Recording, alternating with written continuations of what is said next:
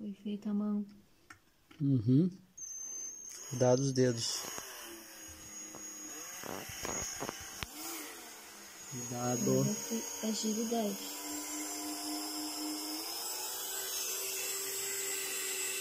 Olha aí, rapaz. Basta, tá bom. Tá bom. Mete no negócio. Deixa eu ver como ficou. E onde vai botar fogo aí? A madeira.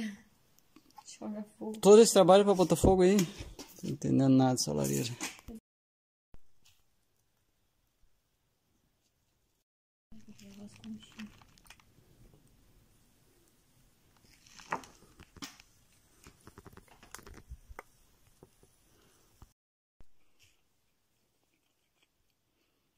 Nunca vi fazer um troço de madeira e pintar de preto.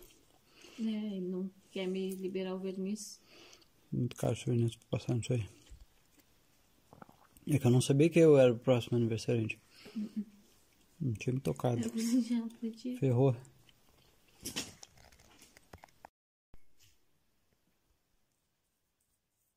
Não tem farol.